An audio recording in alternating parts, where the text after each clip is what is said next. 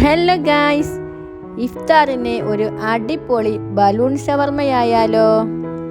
അതിനായി ഒരു cup മൈദയിലേക്ക് 1/2 teaspoon ഉപ്പും 1/2 ടീസ്പൂൺ ബേക്കിംഗ് പൗഡറും 1/2 ടീസ്പൂൺ ഈസ്റ്റും 1/2 കപ്പ് വെള്ളവും ചേർത്ത് നന്നായി കുഴച്ചെടുക്കുക. ഇതിലേക്ക് 1 ടേബിൾ സ്പൂൺ നെയ്യും ചേർത്ത് കൊടുക്കാം.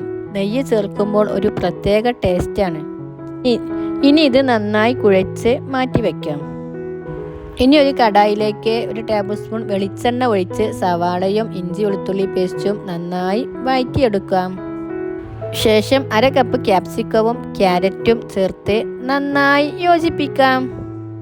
ഇനി ഇതിലേക്ക് വേവിച്ച് വെച്ച ചിക്കനും 1/2 ടീസ്പൂൺ ഉപ്പും കുരുമുളക് പൊടിയും 1 ടേബിൾ സ്പൂൺ ടൊമാറ്റോ സോസും ചേർത്ത് നന്നായി ഇളക്കി യോജിപ്പിക്കാം. ഇനി നേരത്തെ തയ്യാറാക്കി വെച്ച ഡോ പരത്തി വീഡിയോയിൽ കാണുന്നത് പോലെ ഷേപ്പാക്കിയെടുക്കാം. പ്രത്യേകം ശ്രദ്ധിക്കേണ്ട കാര്യം, ഈ ഡോ 2 മണിക്കൂറിന് ശേഷമാണ് പരത്തേണ്ടത്.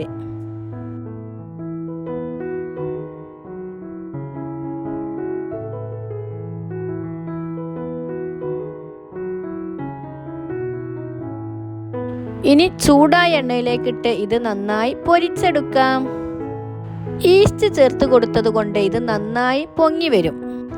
ഇനി ഇതിൻ്റെ ഒരു ഭാഗം കട്ട് ചെയ്ത് ഉണ്ടാക്കി വെച്ച ഫില്ലിങ് ഇതിനുള്ളിലേക്ക് നിറച്ച് കൊടുക്കാം. ഇതിൻ്റെ കൂടെ മയോണൈസും ടൊമാറ്റോ സോസും ചേർത്ത് കൊടുക്കാവുന്നതാണ്.